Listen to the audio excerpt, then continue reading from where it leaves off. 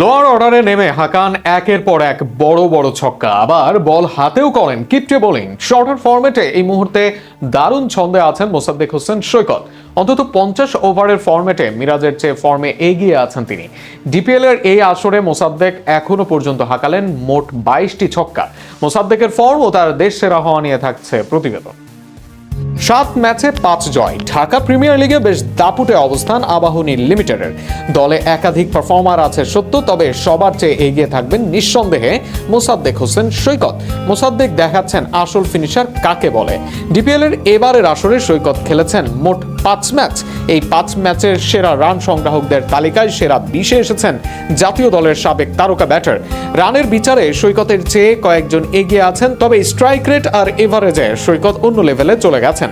DPL এর সৈকত batting করেছেন 89 এভারেজে, আর strike rate দেখলে মনে হবে সৈকত ভুল করে খেলছেন টি-20 ফরম্যাটে, কেননা এবারের ডিপিএল এ তার স্ট্রাইক রেট 129। এর মাঝে এক ম্যাচে 200-র অধিক স্ট্রাইক রেটে সেঞ্চুরি করেছেন সৈকত। 5 ম্যাচের মাঝে 3 ম্যাচে করেছেন অর্ধশতক, একবারও ফিরে যাননি শূন্য ডিজিটে। তবে সৈকতের সবচেয়ে নজরকাড়া ফিচার অন্য জায়গায়। এই আসরে 4-এর চেয়ে ছক্কায় বেশি মনোযোগ সৈকতের। 15-4 হাঁকিয়েছেন, যেখানে ছক্কা হাঁকিয়েছেন তার 1.5 গুণ। এবারের আসরের সৈকত মোট হাঁকান 22টি ছক্কা। সৈকতের চেয়ে বেশি ছক্কা হাঁকাতে পারেননি ডিপিএল এর আর কোনো ব্যাটার।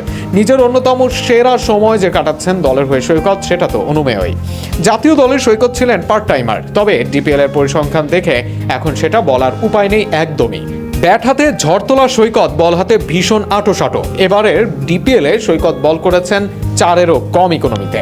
শুধু যে বল করে রান আটকেছেন এমন নয়, সৈকত উইকেট তুলে নিয়েছেন নিয়মিত। এবারের আসরে 6 ম্যাচে 11 উইকেট সৈকতের। নিঃসন্দেহে ব্যাটে বলে এমন ছন্দ বর্তমানে দেখাচ্ছেন খুব কম বাংলাদেশি খেলোয়াড়।